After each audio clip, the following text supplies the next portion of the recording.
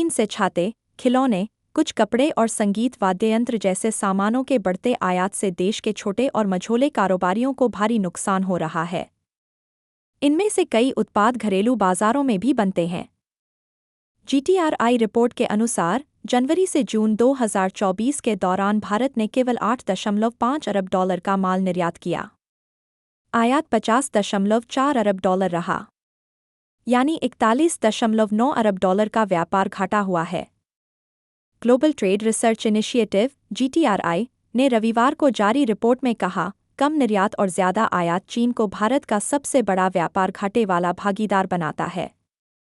GTRI के संस्थापक अजय श्रीवास्तव ने कहा, भारत के औद्योगिक सामानों के आयात में चीन की हिस्सेदारी 29.8% है। भारत को चीन से महत्वपूर्ण औद्योगिक उत्पादों के आयात पर निर्भरता कम करने के लिए गहन विनिर्माण में निवेश करना चाहिए। उन्होंने कहा, सस्ते चीनी सामान के कारण छोटे एवं मझोले उद्योग MSME के लिए प्रतिस्पर्धा करना कठिन हो गया है। इनको अस्तित्व के लिए संघर्ष करना पड़ रहा है।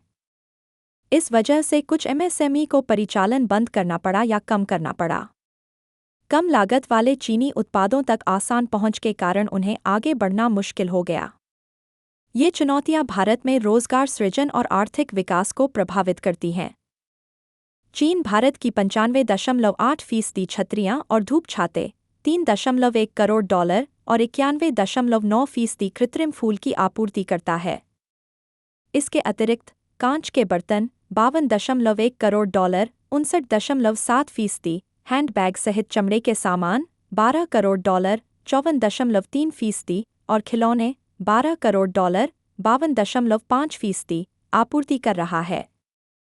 इससे घरेलू निर्माता गंभीर रूप से प्रभावित हो रहे हैं।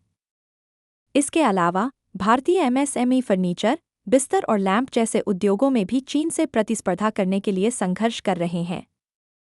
अमेरिका, नीदरलैंड सहित 151 देशों में इस साल की पहली छमाही यानी जनवरी से जून के बीच भारत का कारोबार बढ़ गया है। दूसरी ओर, चीन और रूस समेत 75 देशों में व्यापार घाटे में कमी आई है। GTRI ने कहा, भारत को कच्चे तेल और कोयले के आयात से व्यापार घाटे के बारे में चिंता करने की जरूरत नहीं है। Global trade research initiative GTRI के मुताबिक जनवरी से जून 2024 के बीच 151 देशों को 55.8% का निर्यात किया गया। आयात केवल 16.5% था। सबसे अधिक ट्रेड सरप्लस अमेरिका $21 अरब और नीदरलैंड $11.6 अरब के साथ रहा। 75 देशों के साथ व्यापार घाटा था। इनको 44.2% का निर्यात हुआ। आयात 83.5% था। इसके चलते 185.4 अरब का घाटा हुआ। रविवार को जारी रिपोर्ट में कहा, भारत को विशेष रूप से चीन जैसे देशों से औद्योगिक वस्तुओं के आयात को कम करने पर ध्यान केंद्रित करना चाहिए, क्योंकि इससे भारत की आर्थिक संप्रभुता को खतरा हो सकता है। इस स्थिति से विशेष आयातों पर निर्भरता को कम करने और घरेलू उत्पादन को मजबूत करने की जरूरत है। GTRI के संस्थापक अजय श्रीवास्तव ने कहा, भारत जिन देशों से मुख्य रूप से सोना, चांदी और हीरा का आयात करता है, उन्हें लेकर भी सजग रहना चाहिए। बजट में इन पर शुल्क को 15% से घटाकर 6% कर दिया गया है।